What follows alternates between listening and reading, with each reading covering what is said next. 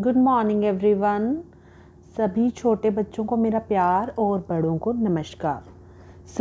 आज मैं आपको एक बहुत ही अच्छी स्टोरी सुनाने जा रही हूँ। आई होप आप सबको पसंद आएगी। एक बार एक सेठ होता है और वो सेठ बड़ा ही पुण्यात्मा होता है और वो अपने सारे जितना भी पैसा कमाता है उसको पुण्य में लगा देता है। लोगों की हेल्प करता है, हवन करता है, दान पुण्य करता है।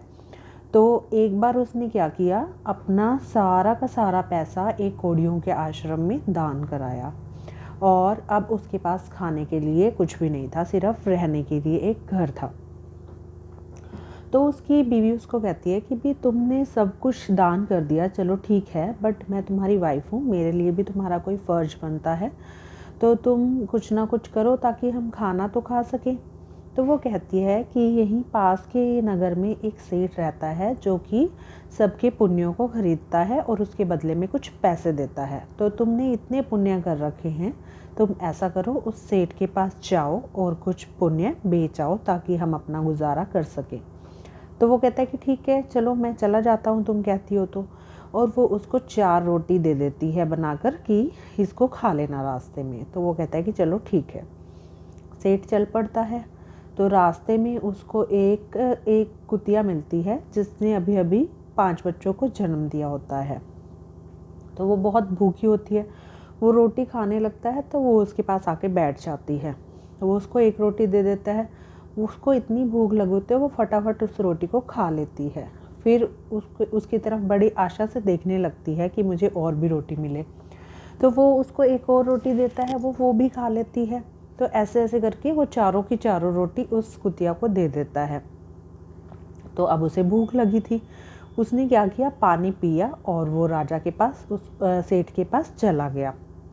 तो सेठ पूछता है कि बोलो क्या काम है तुम्हें। तो वो कहता है कि भी मैंने सुना है आप लोगों के पुण्य खरीदते हो, मैं अपने पुण्य बेचने आया हूँ। कहता है कि चलो ठीक है, तुम आराम करो और कल बात करते हैं। तो वो आराम करने लग जाता है। तो वो अपनी मिसेज को कहता है, सेठ अपनी वाइफ को कहता है कि एक आदमी आया है और कह रहा है कि भी मुझे पुण्य बेचने हैं। तो वो लेडी जो है वो शिव भक्त होती है और वो अपनी अंतरात्मा से देखती है कि ये तो से जो है आया है आदमी सच में ही बहुत पुण्य आत्मा है, इसने बहुत सारे पुण्य कर रखे हैं। तो और उसको वो कुतिया वाला पुण्य भी दिख जाता है कि भी ये रिसेंटली एक बहुत अच्छा काम करके आया है कि एक जिसने अभी अभी बच्चों को जन्म दिया है उसको उसकी रक्षा भी की है, उसको खाना भी खिलाया, जो कि बहुत बड़ा पुण्य होता है। तो वो कहती है कि तुम उस आदमी से रिसेंटली जो उसने पुण्य किया है अभी आज, वो वाला पुण्य ले लेना। तो वो बोलता है सेठ ठीक है। तो फिर वो कहती है कि चलो अब क्या करेंगे। नेक्स्ट डे उसको बुलाता है वो सेठ। तो वो कहता है कि मेरे को तुम्हारा वो वाला पुण्य चाहिए जो कि तुमने अभी रिसेंटली कल किया है। तो वो बोलता है कि चलो ठीक है, वो पुण्य दे देता हूँ मैं। तो 4 रोटी तराजू में डाल दी गई और 4 रोटी डालकर दूसरी साइड एक सोने से भरी हुई पोटली उन्होंने रखी। तो वो तराजू नहीं हिला।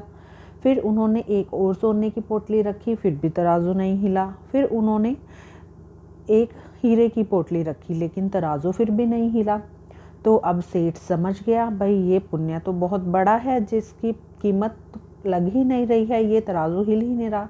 तो सेठ अपना इरादा बदल देता है, वो बोलता है कि मुझे ये पुण्य नहीं बेचना, और वो चला जाता है वापस। लेकिन जब वो वापस जाता है, वो सोचता है कि जब मेरी पत्नी को ये पता चलेगा कि मैं तो पुण्य बेच के नहीं आया तो बहुत लड़ाई होगी। वो एक पोटली खरीदता है और उसमें जहाँ पे वो जो कुतिया को उसने रोटी खिलाई थी वहाँ से मिट्टी कंकर उसमें पोटली में भर लेता है और घर चला जाता है। रात हो जाती है जब तक वो घर पहुंचता है और अपनी बीवी को कहता है कि इसको तो हम कल देखेंगे और मुझे रोटी खिला दो। वो सोचता है कि अगर मैंने आज ही दिखा दिया तो खाना भी नहीं मिलेगा। तो वो हाथ पैर धोने चला जाता है और उसकी बीवी को बहुत बेचैनी हो रही थी कि देखूं इसको क्या मिला है पुण्य बेचकर। तो जब तक वो जाता है हाथ पैर धोने, उसकी बीवी फटाफट पोटली को खोलती है और उसमें से उसको पलट कर देखती है, उसमें खूब सारे हीरे मोती जवाहरात सोना चांदी निकलते हैं। तो बड़ी हैरान हो जाती है, बोलती है कि क्या सारे पुण्य बेचाए हो आज ही तुम? तो वो आदमी घबरा जाता है कि भी लगता है इसने तो पोटली खोल कर देख ली, इसे सब कुछ पता चल गया। फिर तो वो आता है तो देखता है कि अरे ये तो इतने सारे हीरे मोती जवाहरात हैं। फिर लेकिन वो उसको सारी बात बता देता है कि ऐसे ऐसे हुआ कि मैंने तो इसमें कंकर और पत्थर ही भरे थे। तो उसकी बीवी समझ जाती है कि सच में सेठ के पुण्यों का बहुत फल है। तो उन्होंने क्या किया, उसमें से थोड़े से हीरे मोती निकाले और फिर से अपना बिजनेस शुरू किया और फिर से हीरे मोती उसने जो उसमें से बेच के लोगों का फिर से भला करना शुरू कर दिया।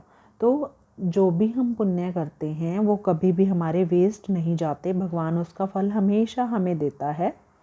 सो आई होप आप सबको कहानी पसंद आई होगी। अब हम ऐसे ही कहानी और कुछ नया कंटेंट लाते रहेंगे अपने इस चैनल पे और आपके इस चैनल पे। सो आई होप आपको ये सब पसंद आ रहा होगा और मैं आशा करती हूँ कि आप सब घर पर रहें, सेफ रहें, सुरक्षित रहें, ओमिक्रॉन से बचकर रहें। तो जो ये वायरस है इतना डेडली नहीं है, बट ये है कि बचाव करना हमारे लिए बहुत ज़रूरी है। मास्क का प्रयोग करें, सैनिटाइज़र का प्रयोग करें, बार बार हाथ धोते रहें और सोशल डिस्टेंस बनाकर रखें। So thank you, have a nice day. फिर मिलेंगे।